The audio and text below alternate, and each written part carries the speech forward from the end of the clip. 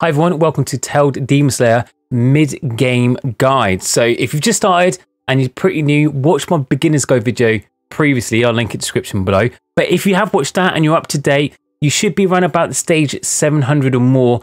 That's pretty much where you need to be, which I consider mid-game. So we're over stage 700 to 1000. That's basically when you unlock everything. So you need to get to that stage first. So if you are struggling or you haven't reached that, watch the beginner's guide video I've done, and that should explain everything and get you through it quite quickly. Shouldn't take you too long. Now, when you get to stage 700 and plus, the reason you need to get to this stage first is because it unlocks pretty much most options. So mainly the monster cards, stuff like dungeons and the fairies, everything gets unlocked at this stage. So I'll go through what the important bits are and what you need to do to help you level through quickly and just basically grind and become a pro at this. Now, the two main things you want to be doing when you reach this stage is mainly your monster cards, which is this, your costumes and equipment, and basically be farming gears. So I'll go for the monster cards and gears. They're pretty much linked to each other, but I'll explain that a bit more details. So when you get to this, you get access to these keys. You can get them by reaching certain stages. So from stage 700, you get a key for every time you reach 100 stages. And then at the highest stages, so stage 3000 and 6000, you get the premium and special key. That basically unlocks different rarities. So you get different rarities as you go up. So it's common C, and then it goes to B, A, and then S and triple S. Again, the more you unlock, you get bigger mileage, so there's more possibility to unlock the rarer cards. And the rarer cards are obviously what you want to be aiming for, because the higher the cards are, so if you look at the bottom ones, the more bonus and skills you get to unlock. Also, you unlock slots as you progress through your mileage as well. So you start with 4 slots, then 6 and 8. And that's linked to your skills and also to your equipment, which I'll explain in a moment. So the bottom, you see you only unlock one ability, a B, and then when you go higher, which is where you want to get to really, is stuff like A and S. So A, 2 abilities, and I haven't got through any of the super double S yet. I've only got a couple of S's, but gives you more increased HP power and ability and regions. Now there's 2 different types. There's weapons, which is the wand, your great sword, your bow, your dagger, and then the regions, which give you additional bonuses. So when you first start, you might unlock 4 slots. I'll recommend choose the weapon you'll use most. Now, at the moment, the wand seems to be the most OP. Great sword seems to be followed secondly, but that's just my opinion. I would recommend to definitely do wand, because when you get to 6 slots and 8 slots, if you do all the power buff, skill buff to wand, it is so OP, and it's one of the main weapons you use. The second weapon, I'll probably choose whichever you have the highest on. So for example, if you got like an S weapon on your greatsword, do that. But then if you got an SS weapon on your dagger or your range, I'll probably do that. So whichever is the highest one you've got. So you can see on my one, I had a triple S on wand. So that's why I leveled all my weapon upgrades, the scrolls you get from your dungeons. So if you go to dungeon, you can get equipment scrolls. I think you can get them from shops and other places as well. Now, I knew that the wand's going to be OP, so that's why I specifically just leveled up the wand as much as I can, so it gives me a massive boost in power. And also because I'm just concentrating on one equipment, one weapon, I will keep that weapon on, which will literally grind through the stages. You level up so quickly. I've only been playing it about 2-3 weeks, and I'm already at stage 5000, and I only play like once or twice a day. I'm a very passive player. I'm sure you can do it much quicker than me if you're an aggressive player and you play a lot more. So I suggest, as I said, you can level up your secondary weapon, but when you get to say stage 1000, and you get 6 slots on your monster card, I'll recommend first pick the skill. So this is the ability, sorry, of the weapon you use most. I would recommend wand. So that's why on my one, I've got 8 slots on wands. So you can see the bonus 8 slots there. Now that gives me the power buff ability of Spirit Freeze, Lightning Storm, Meteor, and Freeze Orb. And as I said, once you get them, it unlocks the second skill. So normally, when you go to your character skills, when you level up here, you only get the first row to unlock. With the monster cards, each time you equip the ability of the equipment items, for example, I'm equipped in ability wand because I hold a wand, it gives me the second unlock. So 2 cards, I'll get the second unlock of freeze, 8 cards, I'll get the second unlock of all of them. So that's why I've chosen all 8 for my wand, specifically so I can OP my staff proficiency. So my staff proficiency, I can say it's maxed. I've got all these levels unlocked.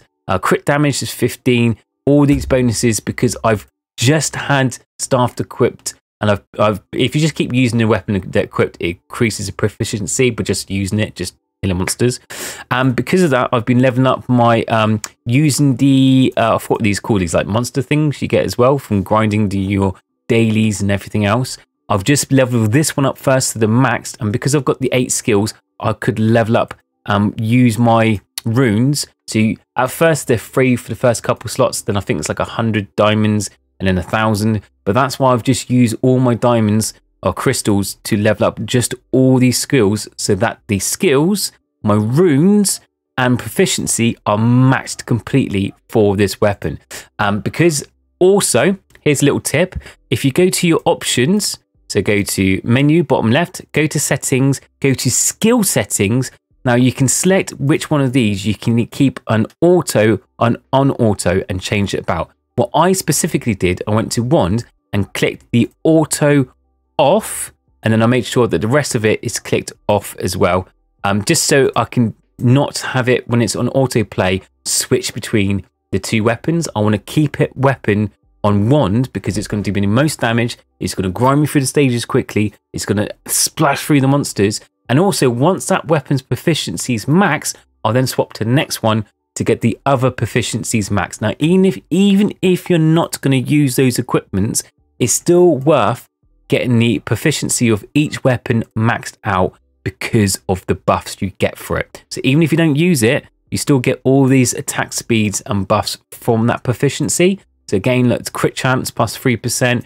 All these crit chances, you get them for everything. So it is still worth getting these proficiencies up, but concentrate on your main weapon. That's what's going to push you through to the late game. And when you get to late game, which I believe is like room 6,000, because that's when you get the gold, silver card things, or what the coins. Let's have a look.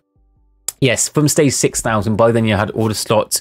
You should be getting like SS monster cards. So by then you can have multiple abilities equipped. So then it doesn't really matter if you have 2 weapons or you swap between them, because by then you have all 3 abilities unlocked. So it gives you more chance to have, say, for example, wand and ranged. Now, going through the second ability, so that's your weapons. You pick your weapon first, which would be wand if you want to go that OP way.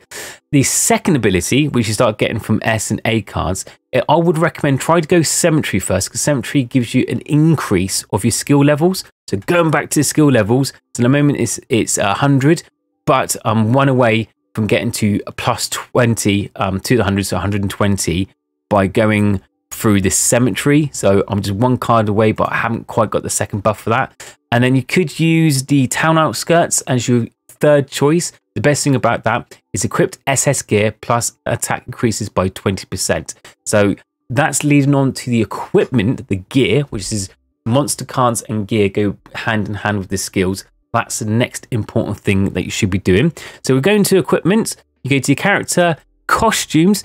Now you should be unlocking all of these as standard for every single one through the blues and purples, because they're low cost. I think blues are like 100 or 200, I can't remember, but you should be unlocking all of them on every single weapon and every single costume, because these mainly start with attacks first. So this one says attack 200, attack 200. Now just because I unlocked it, you don't have to have that costume equipped to receive the bonuses. So these are low cost ways to unlock a lot more power early in the early stages without having to really spend much. So I recommend unlocking all the blues first on attack. So you want to go for all attacks. So maybe this might be a good one for all the wands. So especially if you're using one first anyway. And then do the next one. So look, dagger, there's loads of attack there you can unlock. That's tons of attack. Again, you don't have to equip it. You just need to unlock it. So you do all that first. Now, once you've unlocked all that, the next one you should be looking to unlock is your SS gear. Now, first start with the SS gear of the main weapon you're using. And in my case, it's wand. So as you can see, I've unlocked the staff that's equipped. I've actually should equip that because that's even better because it's in triple S one. So that's my mistake. But yeah, try to do I got that because it was an event. They had like an event, the Blossom event. So I grinded that to get that. So this is a rare one. Unfortunately, the event's over, but when the next event happens, I'll make sure you're properly announced. So make sure there's a good opportunity to make sure you hit the bell button so you're up to date. So whenever there's a special event or good opportunity to get triple S costumes or gear, I will do a video to make sure you're notified on what to do. So yeah, so normally you would just get the SS gear. So SS gear would be that one. I equipped it. That was your main one. Then you go through the rank. You then get the costume and the vest and helmets, and you just keep doing it. The main reason you want to get SS gear, mainly because it boosts your power and it gives you so much, but also is linked, as I said, to the skills and to your summon cards. So those are the two main areas you want to be concentrating on, is going through the monster cards, trying to collect as much as you can, as you get that by grinding through the stages. Make sure you have your auto swap switched off in the settings so it sticks with your weapons, and that will help you grind through the stages quickly because you're using your one main. You're basically putting all your resources, so your weapon scrolls and wand, your skills, your monster cards, your talents. All of that is going to be just on that one area. That will boost it up massively to keep it onto that. I said when you get to like stage 7,000, 9,000, that's pretty much where you can swap to do anything you want. You should have pretty much majority of SS gear by then. I'm not quite there yet. I'm at stage 5,200, I think, 5,500. When I start getting to the later game stages, then I'll go through more importantly about the triple S gear and the general different builds and stuff. A quick overview of my mastery if you really want to know what I'm rocking. So I went, as in beginner's guide, I always went through the assist. I maxed it out because that basically just makes you run and offline and everything grinding much quicker. There is a time scale of 20 minutes till you start collecting rushes, so it's a bit slow. So that's why I do this, to make it faster. Battle, I've gone for crit. So again, it went for all that attack damage, base damage on that. Skill, I went through, I tried to do all crit and special skill damage. So that's why I went down this side. And obviously the wand for that. And then talent, I went for gain, crit damage, chance crit, attack speed, and a bit of gold there, but mainly it's attack. So I'm going to try to do main base attack and crit. Those are my skill levels. Relics, again, you basically want to get to SS as soon as possible. So you want to grind through. That's the main point of going through. I think you need to be at stage 5,000 to unlock SS. So that's a good opportunity. You want to get to stage 5,000 as soon as possible to unlock all your SS. When you've unlocked all the SS gear, then you can start maxing out the bottom ones. That's another quick way to do it as well. I've gone through skills. Obviously, you can collect these monster things leveling up by doing your was it dungeons or fairies? I think it's fairies, one of the twos, I don't know. Now when talking about equipment, you want to be grinding through dungeons and in the equipment dungeons as much as possible, because you want to be doing the equipment buffs. So when you get all these to A, you all this to B, you get attack type plus 300. If you get all to A, you get the crit. And if you get all to S, I've got 2 more to go. It gives you crit damage. Again, it's completing this set. So don't worry about trying to get all the SS items. Just get your main equipment to SS or triple S if you can. And then get all the rest of the sets for that item graded evenly. So some people just try to get all S or S or S. Don't try to level them evenly to get these buffs. That will help you out more. So trying to level them evenly at the same time works out better. But I hope this helped in some way. If it has, make sure you're subbed. It lets me know that you want more of this and do more. I'm trying to release a video of Untitled Demon Slayer once a week. I have got young babies, a couple months old, so that's why I'm not as active on videos, because baby likes attention. But I'm trying to get back in, so I do stream on Sundays on Twitch and YouTube, 8 PM GMT time. So if you've got any live questions of this game or any of the games I feature on my channel, that's a good opportunity to pop in. You can also pop in the Discord if you want to answer me to have a live question right now. And again, leave suggestions of what guides or anything you're stuck on this video, and I know what to do for the guide next time. So I will be grinding this a bit more, and I'll be doing a late game guide hopefully in the next week or two, because I will be smashing through the stages. Apart from that, have a great day, and I'll see you all next time. Take care. Bye.